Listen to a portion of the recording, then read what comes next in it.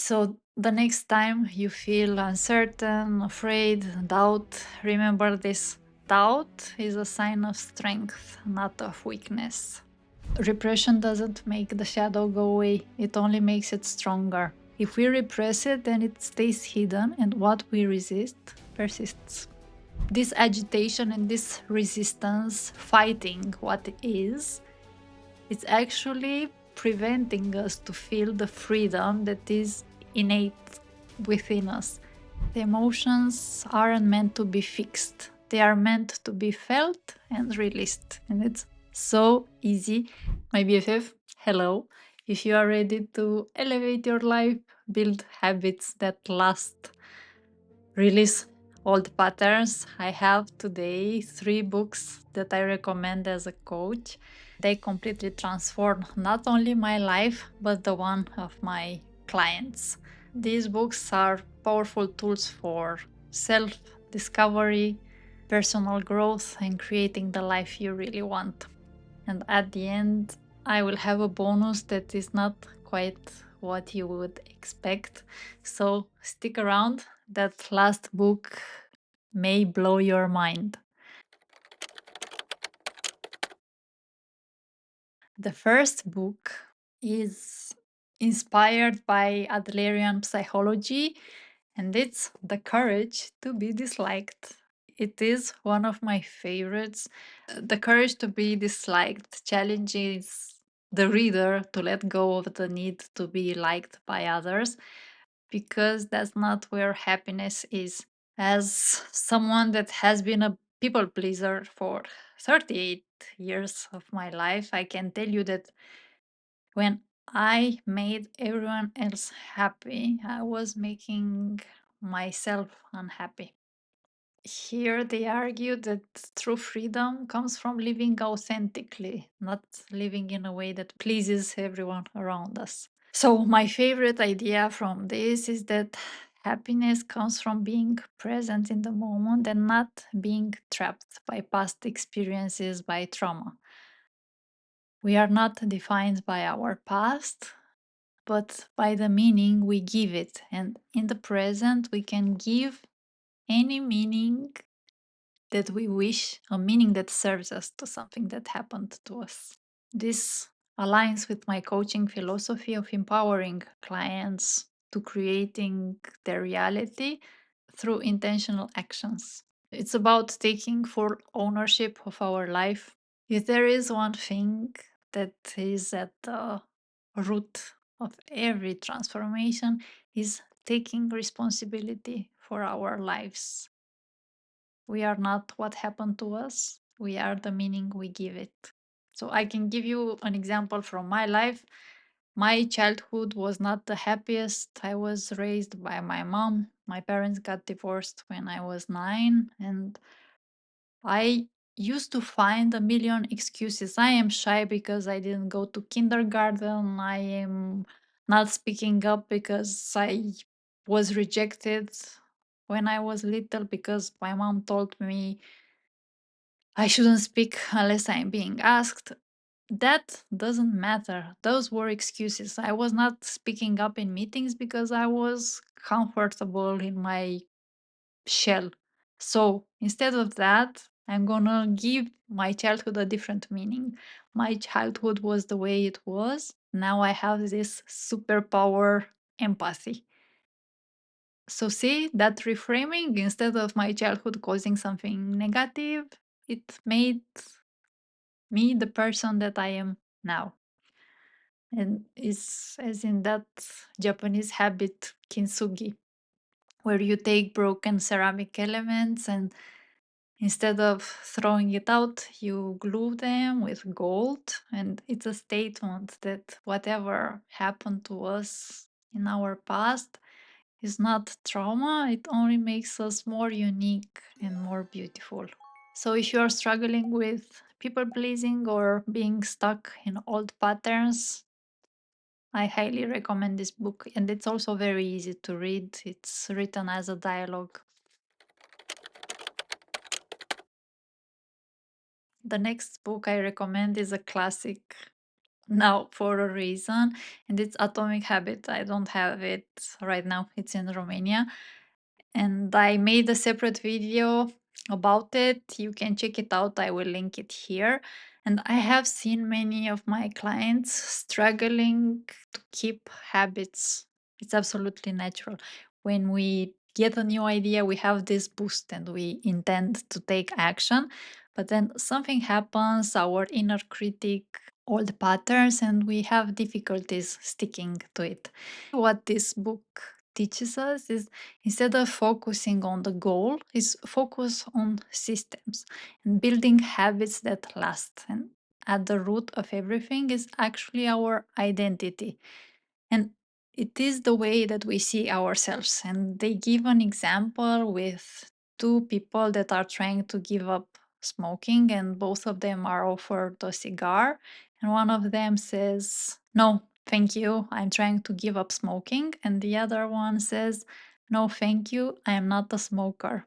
Which one do you think that will stick to the habit of not smoking? If you guessed the person that says, "No, thank you, I'm not a smoker," you guessed right. So it's much easier when you adopt a new identity. It is who you are, and then you will have less difficulties in taking actions which are aligned to who you are. There are so many gems. Another gem is, when you are trying to make a new habit, make it as easy as possible. Like 2 minutes.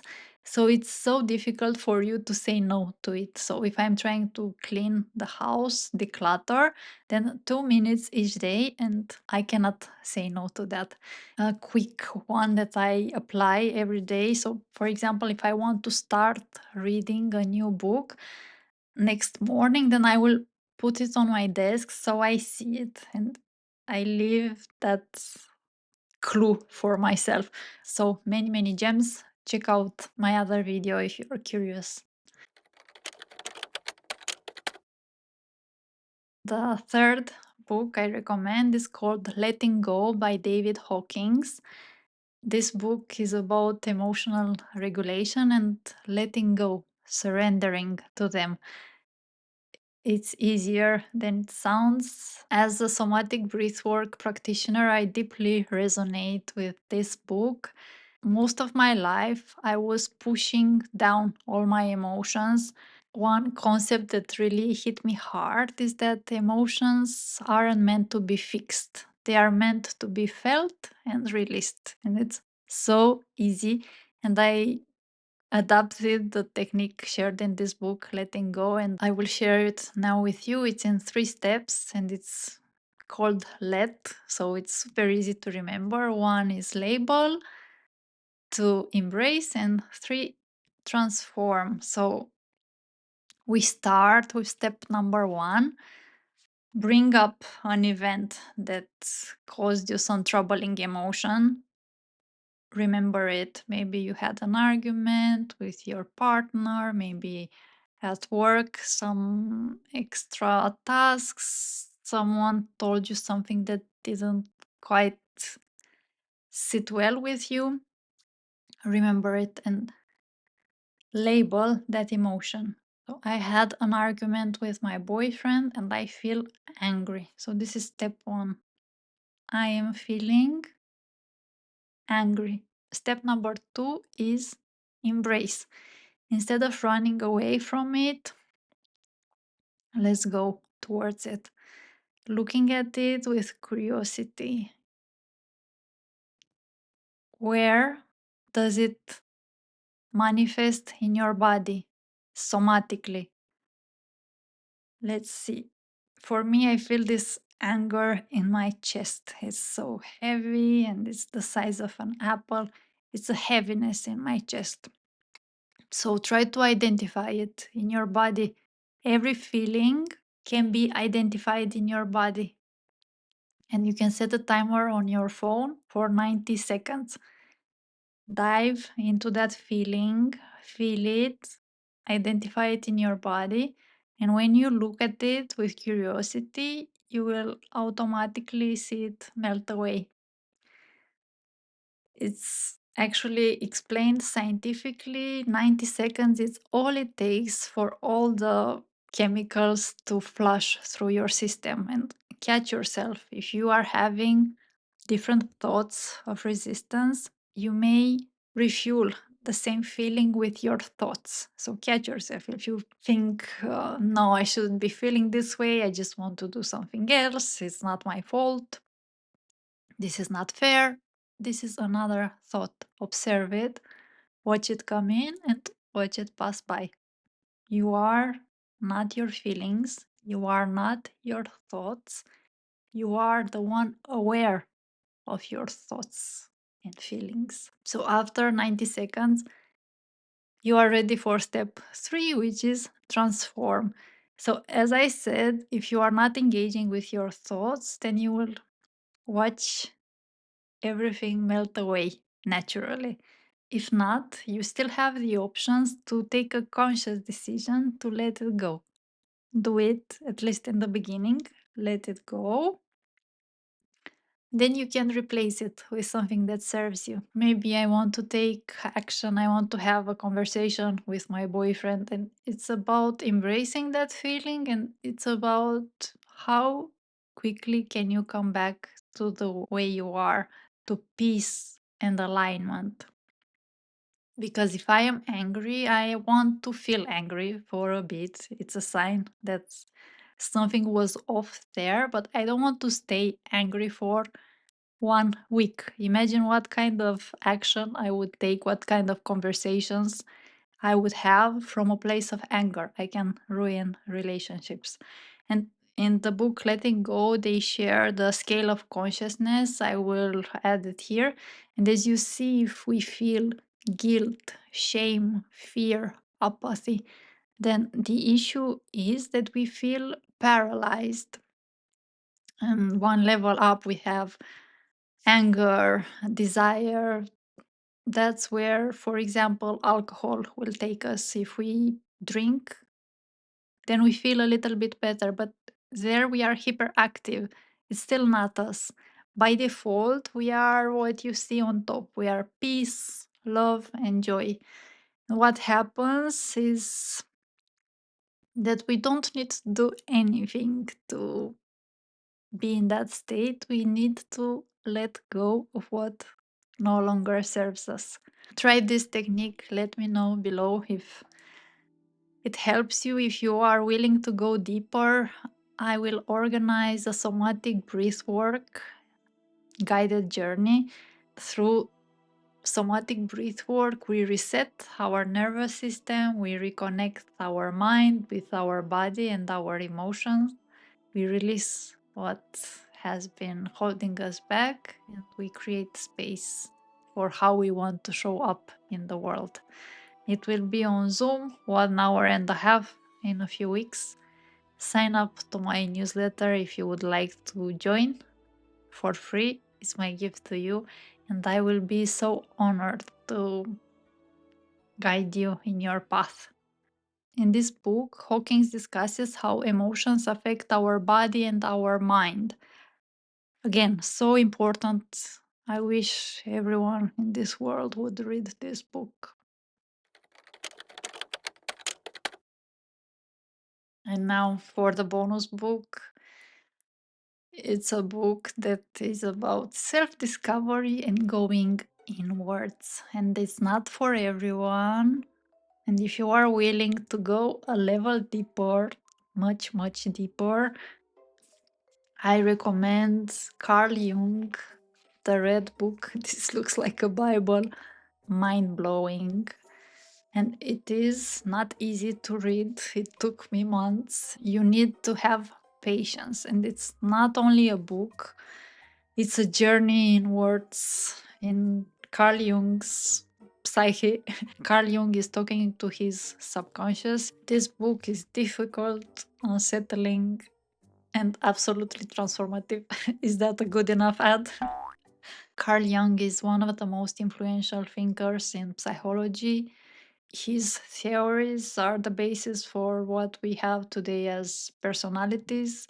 I am a big admirer of his work. He was also Swiss, and I live in Switzerland, so I love that. What's interesting is that this book has been hidden from the public for almost 50 years. Since this book has 600 pages, I will share three of my favorite learnings from it. It won't spoil if you are still interested in reading it. So, first one is about doubt. I used to have doubt all my life, and also one of my clients, she was telling me that she doesn't want to feel doubt anymore. And also, when I started my coaching business, I had a lot of doubt. I did not know if it will work out, what will happen. And whenever we try to do something new, if you are sitting at the crossroad and you are feeling doubt, let me read this for you. It will help you. He who cannot bear doubt does not bear himself. The strong have doubt, but doubt has the weak. Think about that for a second.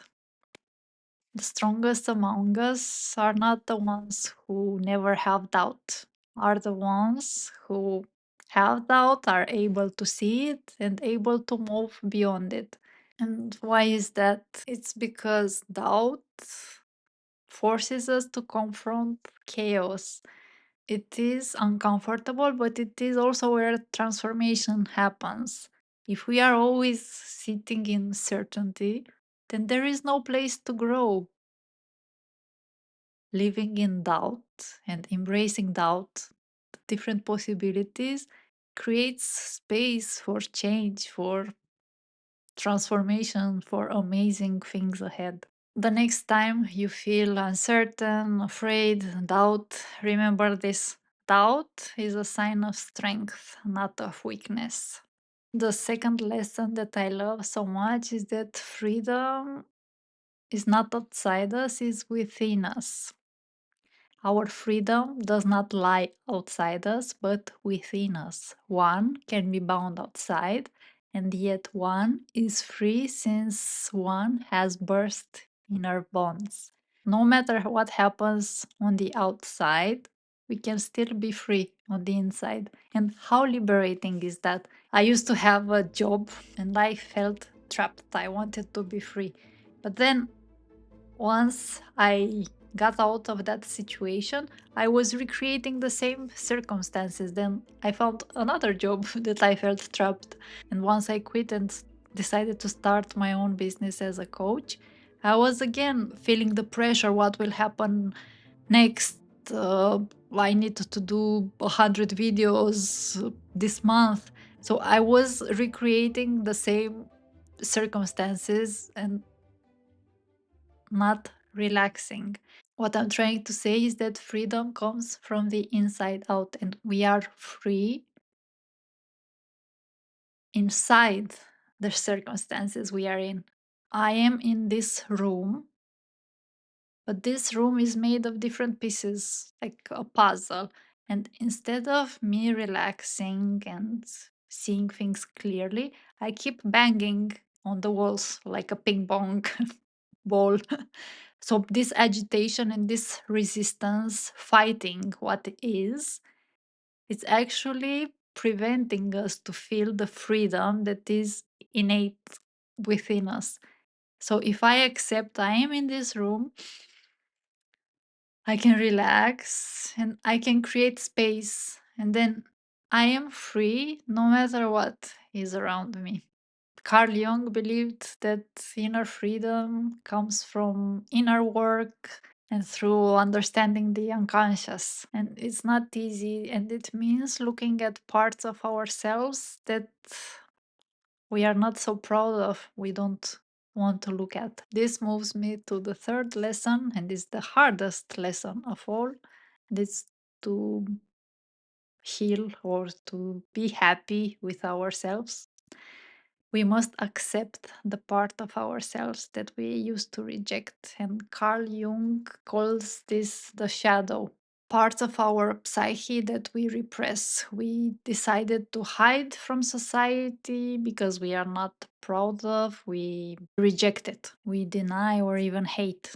He writes, one must love his inferiority, even his vices, so that what is degenerate can resume development.